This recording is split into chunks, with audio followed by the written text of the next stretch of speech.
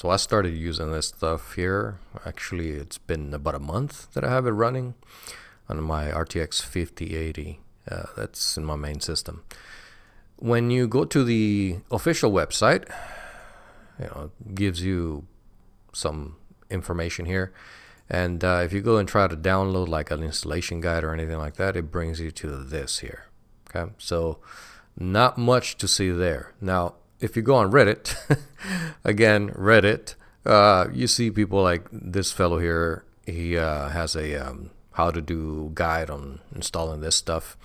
Now, mind you, this is from a third party, advice from someone that is not affiliated with Thermalright, as far as I know, as far as he is as revealed here. He's just a guy on Reddit.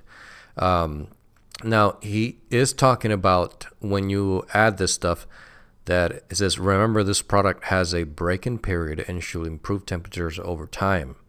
It is recommended that you heat up the GPU to a high temp, such as gaming or running graphics cards tests, blah, blah, blah. This is nowhere on the Thermalright website. We don't have that information coming from Thermalright itself. This is just stuff that people believe, I would say, or because, and the reason why I'm telling you this is because that's not what I have experienced with any of this stuff. I've been using the version 1 and now I'm using the version 2. The temperatures, and believe me, I monitor my temperatures quite tightly. I have the telemetry from MSI Afterburner, whatever you want to call that stuff, in my top left corner. So I'm monitoring the temperatures all the time, every time I'm online, gaming, whatever. The temperatures have been the same from day one until today. It's been about a month. Nothing has changed. And I did not do any of these things that this gentleman here is talking about. Now, I'm not trying to knock on him or try to say he doesn't know what he's talking about. Maybe he does. I just have not experienced that, at all. Temperatures are still the same from day one. So I would take this here as a grain of salt. I know he probably means good, but that's not what I have experienced. Anyway, let's get into the video and I'll show you what this stuff is all about.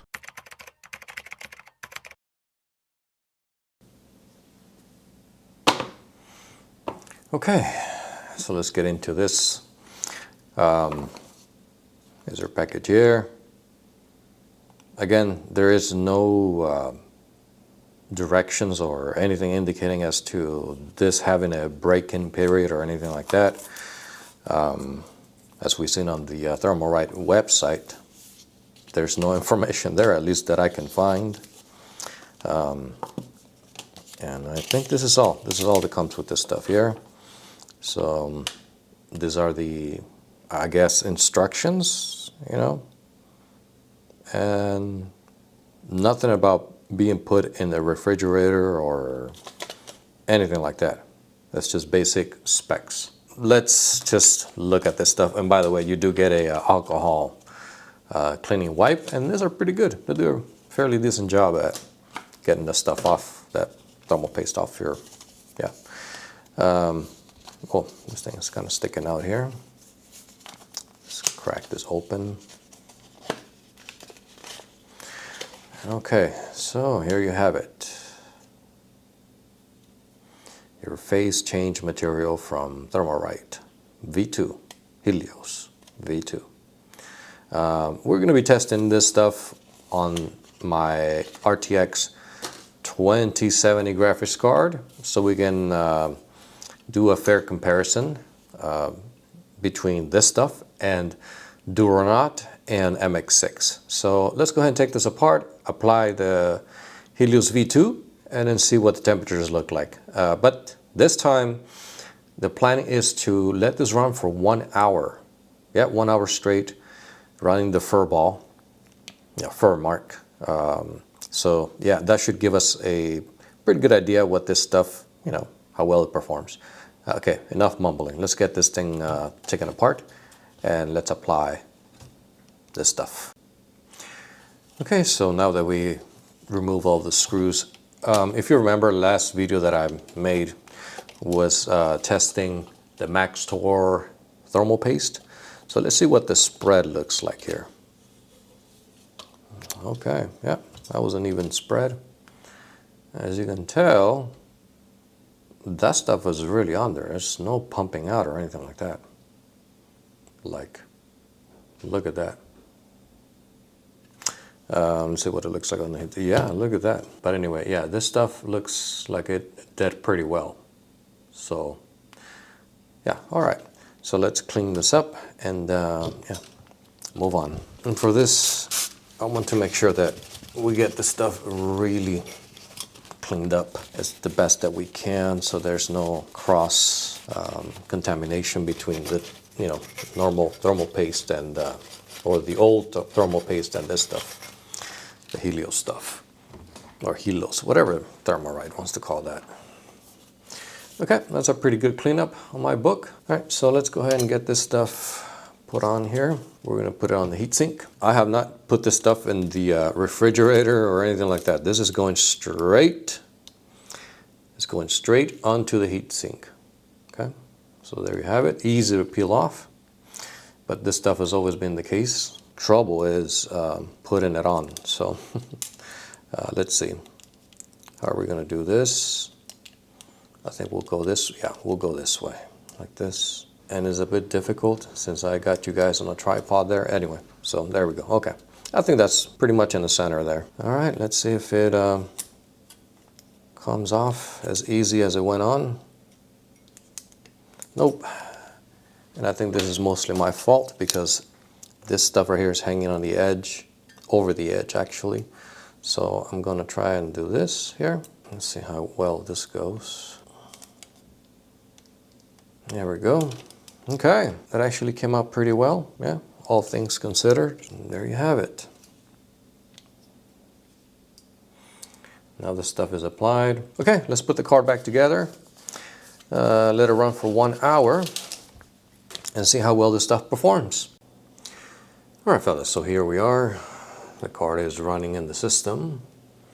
We're gonna apply our profile. So in case you didn't watch the previous videos, basically, yeah, fans are now spinning up. So fans will be locked at 50%. We're going to drag the power limit all the way to the max. We're not going to touch the voltage. Our frequency is locked at 1500 megahertz tops. So it doesn't go above 1500. That's what I'm trying to say. We're going to be using our furball friend here, for Mark. And here are our sensors at the moment, using GPU-Z, you can tell. So let's go ahead and reset, start our test. We're going to minimize this here. Okay, so we will let this run for 1 hour to see what the temperatures look like in the end. See you guys in an hour. All right, my lovely peeps, we have reached 1 hour. This thing's pretty amazing. I mean, it's been hovering there at those temperatures 90% of the time, this whole hour. Now remember, the other tests were only 20 minutes each. I let this run for 1 hour because of its nature, being a phase change material. I wanted it to, you know, activate, do whatever that stuff does, you know. So for this test only, we're not going to go with the max, which is this here, because this maximum temperature here could have been reached in the early stages of the test. And I have noticed that this has been averaging here 90% of the time. I've been looking at it every 5 minutes, every 10 minutes. It's been hovering here.